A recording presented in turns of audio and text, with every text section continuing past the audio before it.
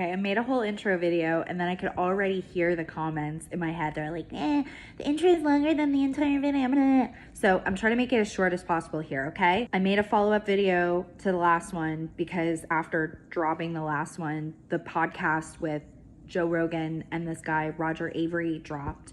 And he talked about Eyes Wide Shut. Interesting timing. This is the follow-up video, and rewinding a little bit, I just want to say that did y'all go down all of the Diddy rabbit holes this year? Because if you did, like me, I feel your pain, and I don't know, it led to, I guess, kind of like a dark night of the soul, just finding out how much just depravity is not just in the world, but in these prominent positions of power. I always understood that to a certain extent, but it really unmasked it for me in a really disturbing, clear way.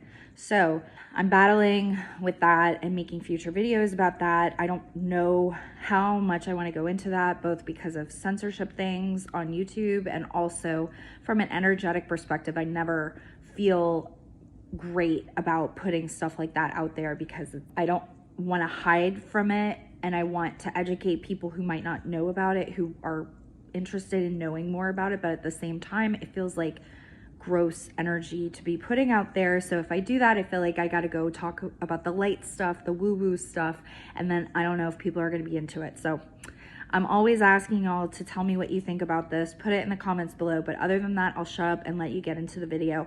Let me know what you think when the video is done. If you think that Stanley was trying to let us in on this whole network of... Stanley Kubrick's Eyes Wide Shut has long been a subject of fascination, both for its unsettling exploration of power and secrecy, and for the mysteries surrounding its production. Now, new revelations suggest Kubrick's vision for his final film may have been altered after his untimely death. I mean, to be honest, I was just thinking, I just pulled my script from Eyes Wide Shut. I had a script that was from set, and I was reading it over the weekend, and I saw that it's missing a narration. It's missing a third-person narration that was originally in the movie. And that's because the movie was recut and changed after his death. And they will deny it. But as a student of Kubrick, I'm watching the movie and I'm like, oh, Kubrick wouldn't do that. Writer and producer Roger Avary's recent claims on the Joe Rogan Experience join a chorus of suspicions about changes made to Eyes Wide Shut after Kubrick passed away in March of 1999, days after delivering what he called the final cut to Warner Brothers. Avary's description of missing narration highlights a key moment, the morgue scene, where a deeper thread may have been lost. It's definitely missing a narration, a third-person narration. Like that scene where he sees the prostitute who's died. He's at the morgue and he's looking at her and he's like leaning over her. It's a bed for narration. There's this whole thing. What they do instead, because they couldn't say that Kubrick finished the movie because they hadn't done the recording of the narrator yet. Could Kubrick have intended a more overt commentary about Dr. Bill Hartford's descent into the hidden world of the elite? There's an entire thread that's kind of been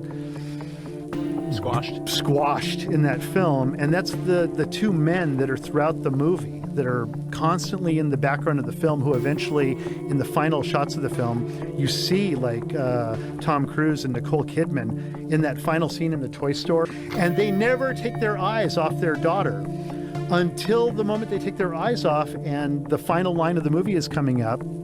You see those two guys walking off with the daughter. One of the most provocative claims tied to Eyes Wide Shut stems from Roger Avary, who asserts that the film's original script hints at a far darker conclusion. Avary suggests that the Harfords ultimately surrender their daughter Helena to the mysterious elite society depicted throughout the film. This interpretation reframes the chilling final scene in the toy store, where Helena is seen interacting with two men linked to the secretive rituals, while the Harfords disappear, distracted by their tense conversation. They're taking her away. They've given their daughter to the pedo cult. That's what's happened at the end of the movie. This claim adds an unsettling layer to an already enigmatic film. It aligns with Kubrick's recurring themes of moral compromise and the insidious influence of power. But was this element intentionally obscured in post-production? And there's an incident where when they first screened the movie in England, people who were outside, this is all secondhand, by the way. There were people who were outside of the theater who could hear inside of the theater Kubrick yelling at all the executives and saying, "It's my movie, you can't cut it. You can't fucking cut my film, blah, blah, blah, blah." Big argument going on. Then he dies like 4 days later. Oh, jeez. After Kubrick's death, reports emerged of disputes with Warner Brothers over the final cut. Some claim the studio softened the film, removing explicit content and possibly altering its tone. So somebody went in and finished the movie, but I think when they finished the movie, they hid the film. The movie got changed into something else. Could this darker ending have been a part of the missing narration Avary described? If so, it paints Kubrick's vision in an entirely different light. One where the Harfords' journey ends not in reconciliation, but in chilling surrender. Perhaps we'll never know exactly what Kubrick intended for his final masterpiece, but as new tools and discoveries emerge, the search for the lost narration and the true meaning of Eyes Wide Shut continues.